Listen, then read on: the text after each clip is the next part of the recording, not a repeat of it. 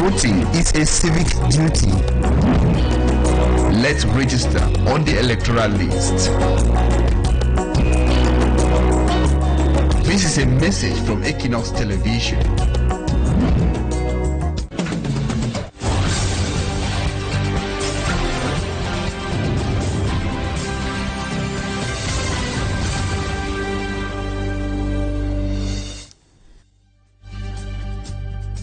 Television. It's time for the news in the English language.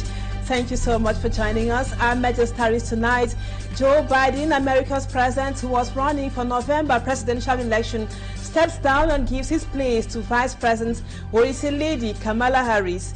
The Democrats in America say the decision is for the good of the party and the state as a whole, considering Biden's age. How can that decision inspire sitting presidents in Africa? We give the microphone to our political analyst in this news edition. Plus, who really is Kamala Harris, America's vice president and an imminent presidential candidate for America's election? We trace her political career and her origin in this news edition. Those are our top stories. Details and more when we come back.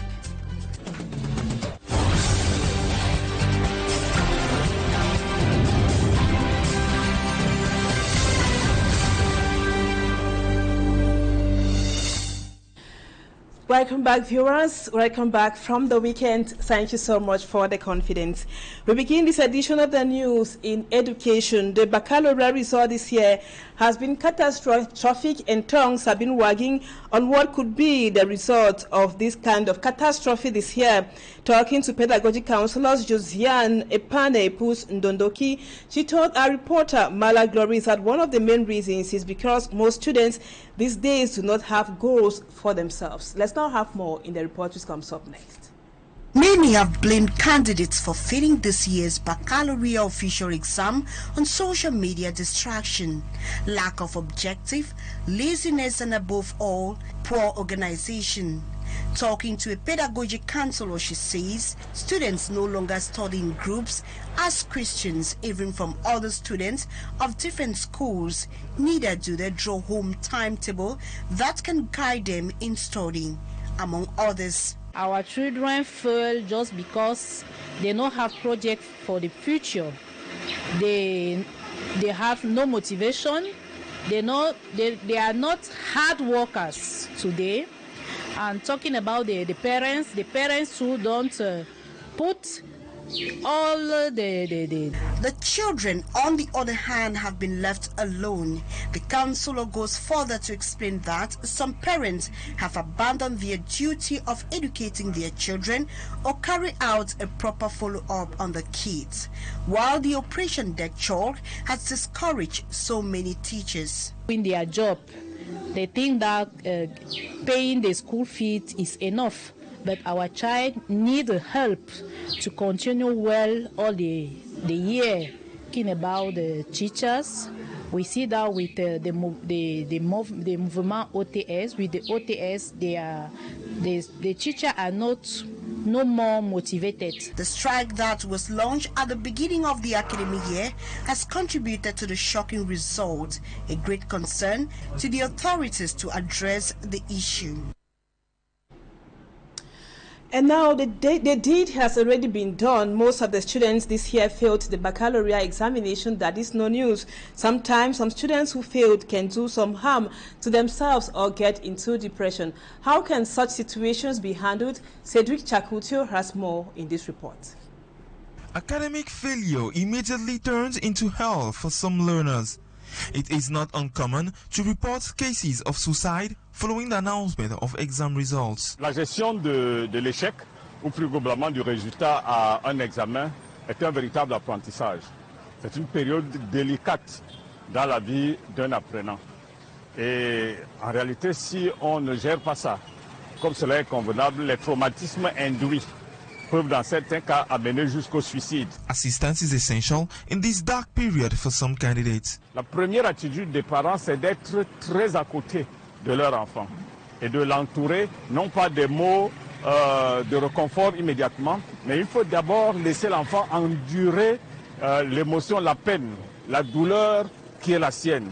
Peut-être en pleurant, de l'empêcher pas de pleurer, de l'empêcher pas de manifester ce qu'il ressent exactement à ce moment-là. A situation which at times leads to the worst due to the pressure the candidate has. Un certain nombre d'engagements qu'il a pris, hein, de la représentation qu'il a de ce que le succès devrait lui apporter. Plus cette représentation est forte, grande, plus l'échec est traumatisant pour lui et plus il a tendance à penser au moment où il échoue que le monde s'écroule autour de lui. Dans ce moment, l'idée qui lui passe par la tête, c'est que la vie ne vaut plus la peine. Donc, plus le défi est grand, plus la possibilité d'aller vers le suicide est importante. According to the experts, parents have to be present for the child, leaving him some space. And now away from education, we take you to the southwest region, precisely in the Nous division, where the local population, they say insecurity is still a major problem in Equinoxe, and back to school is around the corner. The people say they are prepared to send their kids back to school only if they are assured of their security. They were speaking to Awunfak Alienu is Betran, who is the senior divisional officer for the Nous division that was doing a contact tour in this area of command. Simanjikan Gabriel now takes us to Equinoxe.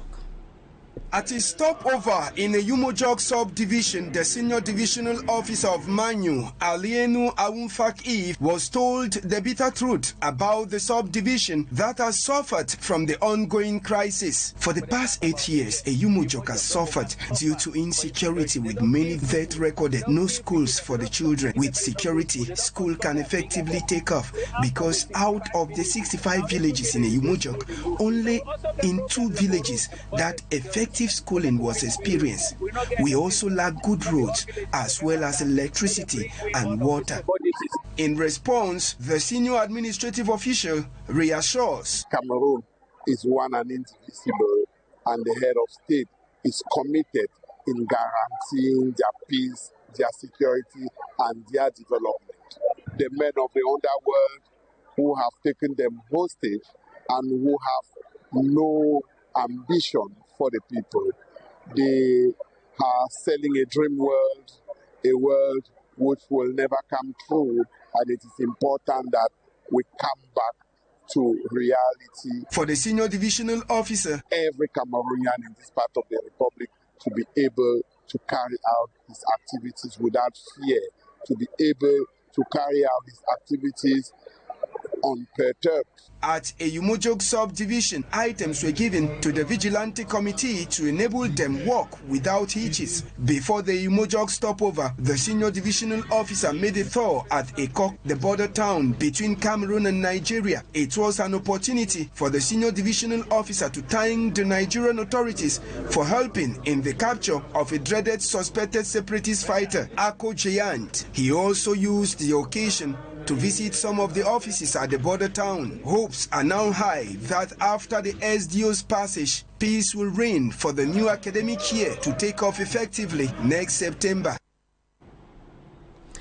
The lack of social amenities and the increase in drug consumption by young people have been raised as some of the major problems faced by the people of Manjo. Manjo is a locality in the Mungo division of the Littoral region. The people were reacting during the visits of the divisional officer Iyebe Joseph to his area of command as well. Let's now have more once again with Simanjikan Gabriel. The absence of potable water. For people to drink water, they need to cover a distance of about 4 kilometers, and we don't even have roads too, as you may have noticed. With the lone available drinking points unsafe, we have all sorts of illnesses. Every day we are in the hospital because of dirty water mixes up with the clean one, and that is what we drink on a daily basis. Alongside the unsteady nature of power supply, with some poles falling off, electric cables lying on the ground is already a huge insecurity for us caused by falling poles which are not replaced, as well as poor road network. were some of the problems raised by the people of the Mwaminam and Mehanes clans in Manjo during the contact tour of the divisional officer of Manjo. Amongst the problem was also that of high rate of drugs consumption in the two localities. For this, the divisional officer says, the consumption of drugs constitutes a huge problem which leads to committing crimes, with some even threatening their parents. We are urging the parents to report their kids so we can fight against such crimes. The local authority also urged his people to be good examples to the young ones growing up. The preservation and bringing up of the youth is amongst the dangers we have observed. First, we have to take care of the young girls. The people of Mwaminam and Mehanes clan in Manjo also requested to have a bilingual college, which till date is non-existent. And the people of Baku in the West region complain of similar problems. The inhabitants say they are being isolated and abandoned by the government. The complaints come after several years of suffering, according to the local population. However, the people of Baku were able to channel their worries to the new senior divisional officer for the Open Camp Division during his first visit to his area of command. Lucy Liengu Esie takes us to Baku in the report which comes up next.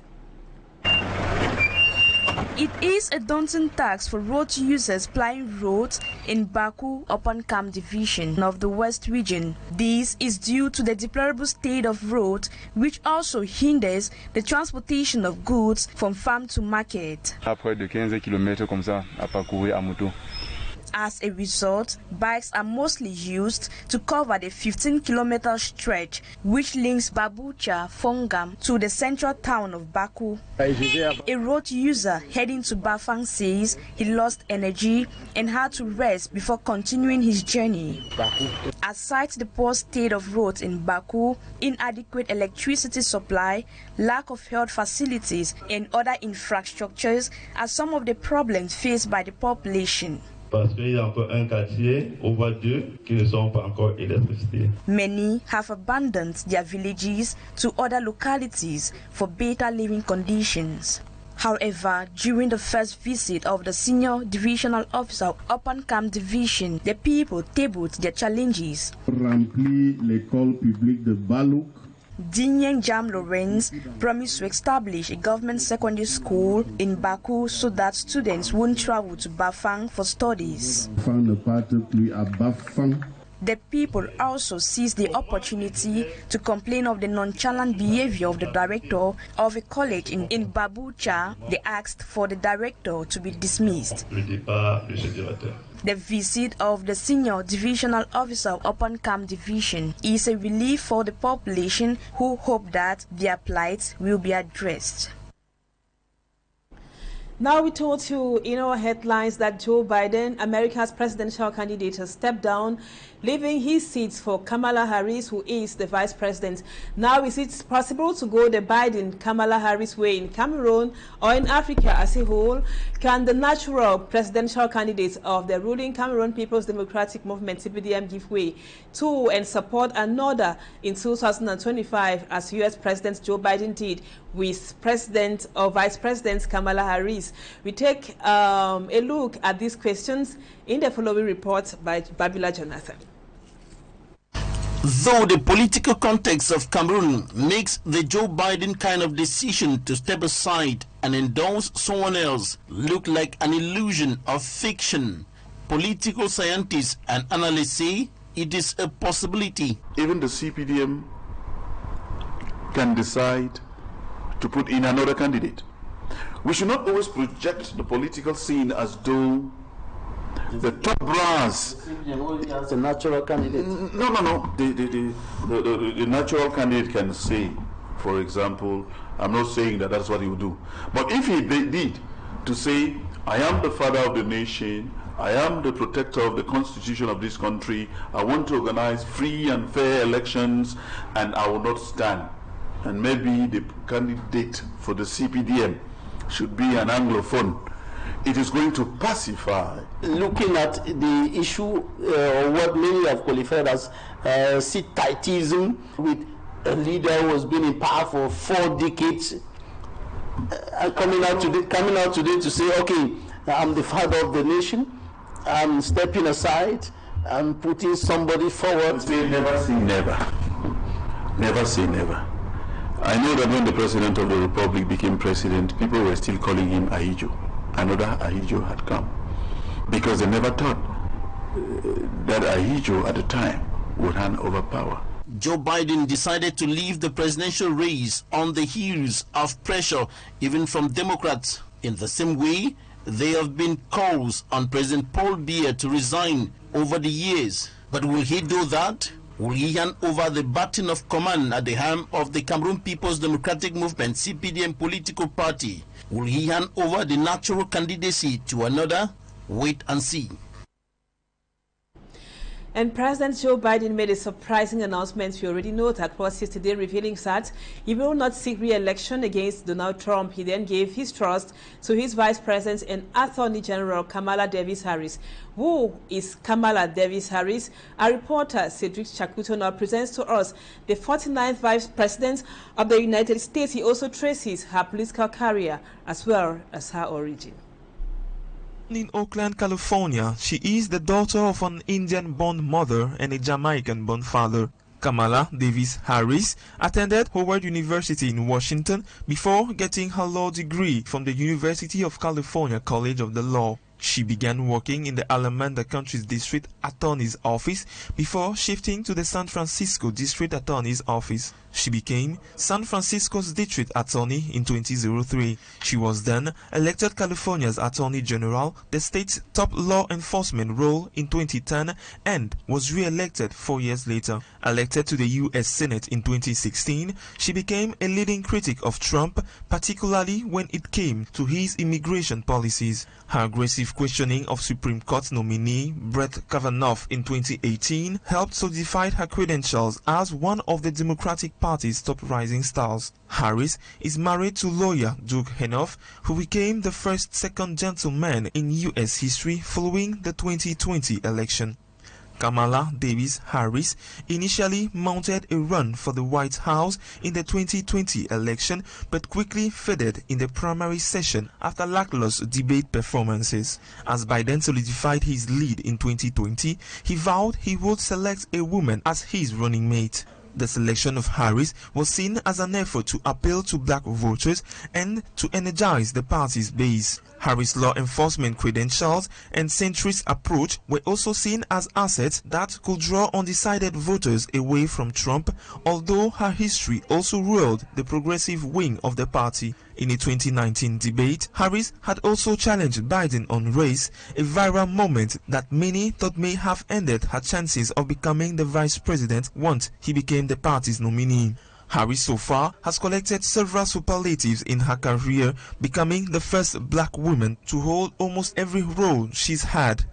The District Attorney of San Francisco, California's Attorney General, Senator from California, and Vice President. She was also the first daughter of immigrants ever elected as Vice President. Kamala Davis-Harris already made history by becoming the first black and female Vice President in U.S. history. Courage to her. And that does it for the first part of the news. The second part comes up next. Stay with us.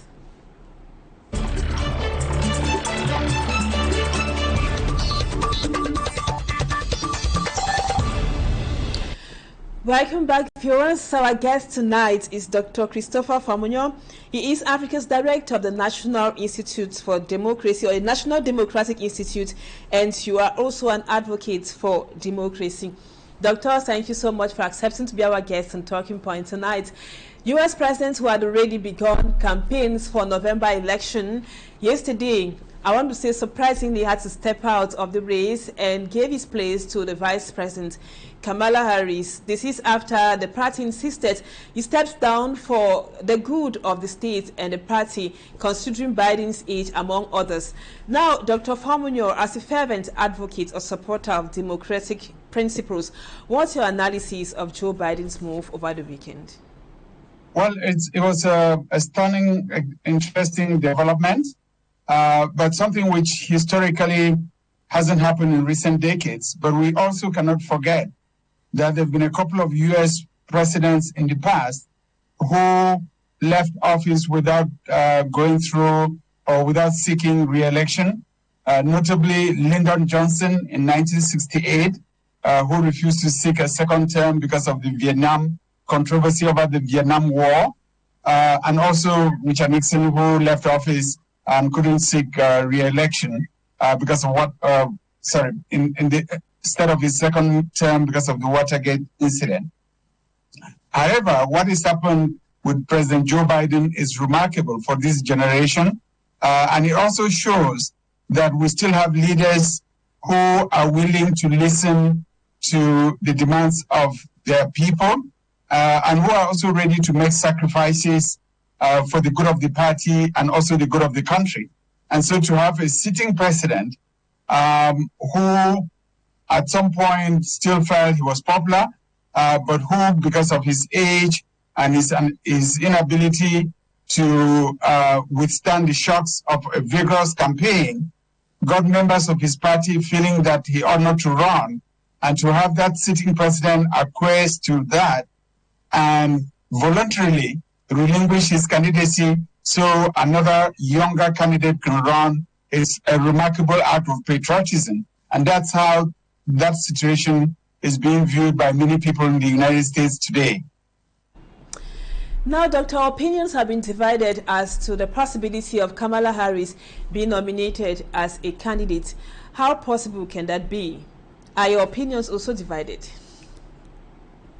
I would say the possibilities that she would win the nomination are extremely high. First of all, because she has been endorsed by Joe Biden. And so many of the supporters, many of the delegates who are going to the convention to support Joe Biden would definitely throw their support behind Kamala Harris. Secondly, within the Democratic Party, it would be extremely difficult to run a primaries against a sitting vice president because, it would be difficult to explain why someone who has already been the vice president of the United States for over 3.5 years shouldn't be as qualified as a new candidate who will be seeking the nomination.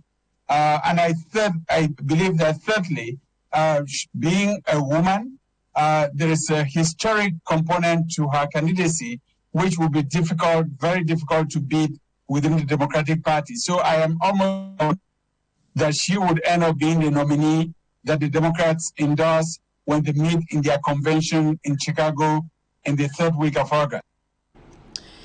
Dr. Christopher Famunya, we have seen even Republicans throwing their weight or support behind Kamala Harris, like Nikki Haley, who some months back was a die-hard Trump supporter. How can this be explained and understood? You may be aware of the fact that within the Republican Party, even though Donald Trump, former President Donald Trump, had a successful convention in Wisconsin a few weeks ago, there is still some elements of the Republican Party who would rather vote for someone else than Trump. And I think those elements within the Republican Party have been languishing in the fact that the Biden candidacy wasn't really taking off. And now to have a fresh face in Kamala Harris gives them reason to think that this may be a better opportunity for them to express their discontent with Donald Trump as the candidate of their own party. So I wouldn't be surprised, especially to see moderate Republicans, to see Republican women feel a sense of attachment to Kamala Harris, and that would probably help her candidacy substantially. And now, Doctor, this question that concerns us really much: how can or does Biden's decision inspire Cameroon or Africa as a whole, where giving up power for whatever reason is almost an impossibility? As I said at the beginning, this is a show of commitment to the country. love for the country and fellow citizens, and also an act of patriotism. And I think this is sending shock waves around the world. We have seen in the past 24 hours messages that have come from other countries in Africa, in Europe, and even in Asia. And I think that the message that gets across, especially for us as Africans, is that our leaders have to be reminded that being president for life is not necessarily the best way to serve your country. And that if you truly have the interests of your country at heart, there comes a time when even you should come to the conclusion that you're no longer physically or intellectually competent or capable to be able to run the affairs of state, and that at that crucial time, it is important that a younger generation of leaders emerge. We saw that with Nelson Mandela in South Africa, and that was remarkable, and it went to great lengths to strengthen democracy in South Africa. My hope is that other sitting presidents across the continent, in countries where presidents have been serving for decades, will come to the realization that if Joe Biden, the sitting president of the United States of America, can make that sacrifice for his people, it is important that they too think about making the same sacrifices for the benefit of their fellow citizens and their respective countries. You have really been explicit, Doctor, but permit me ask the question in other words. What more lessons of democracy is America sending out to sit-tight presidents in Africa? Well, one of the lessons is that there is life after the presidency, and that you can still exit and be well respected and well liked for what you've done. You can only have listened to the media reports in the past 24 hours, how people have stepped forward to praise Joe Biden and to say that he's going to be remembered as one of the most historic presidents that the United States has had. That's how history will remember him. On the contrary, for the presidents who are sit-tight, history will not be kind to them at all. There's also a lesson there about citizen engagement and citizen mobilization, because ever since the last presidential debate, when it became obvious that Joe Biden was no longer physically able to sustain the rigors of a campaign and of governing, that we began to hear dissenting voices even within his political party. We had members of Congress who were very open about the fact that they didn't think he was still physically fit. We had sitting governors, we had senators, we had even ordinary citizens who were speaking up. And that's also a virtue of democratic societies, that citizens can make their opinions heard, that elected officials will not be afraid to openly call even their own party leader to the fact that they are no longer in a position to govern the country, and that the challenges that the country faces require renewed leadership that's more intellectually astute and more vigorous, and that can withstand the rigors of a campaign and of governing. So there are many lessons that will come out of this, but of course we're still just in the first phase of a long process that will draw out for the next 4 months. It will be interesting to see how this is all managed within the Democratic Party when they meet in their convention in August in Chicago. And then after that, how that's then received by the rest of the United States of America in the remaining 4 months of the campaign, and what happens in November this year when the Americans go to the polls. So the good news coming out of this is that now there is renewed interest and excitement about the U.S. elections than was the case even just a week or 2 weeks ago. That now the rest of the world is going to follow these elections very keenly, and across Africa, where Kamala Harris has got some roots because her grandfather worked in Zambia. She herself visited Tanzania, Zambia, and Ghana in 2023, that across the continent, there's going to be a lot of excitement, especially amongst young Africans, amongst African women, to see that there is a possibility that for the first time in American history, a woman is representing one of the two major candidate parties, which means that she has a good shot at being the next president of the United States of America. And that's very exciting for African youth and African women.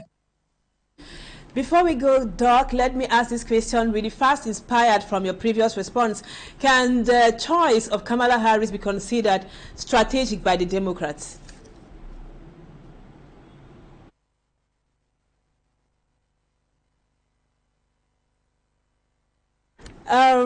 Doc, hope you're getting me now. Can you tell us if the choice of Kamala Harris can be considered as strategic by the Democrats, considering your previous response?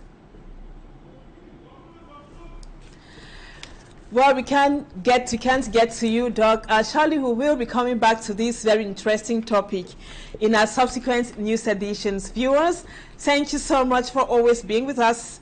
That does it for this edition of the news. Don't go away, our programs continue. In about 30 minutes, Serge Alengoto would be in the studio for Equinoxe, and the news in the French language comes up at 8 p.m. Stay with us on Equinoxe Television. Bye-bye for now.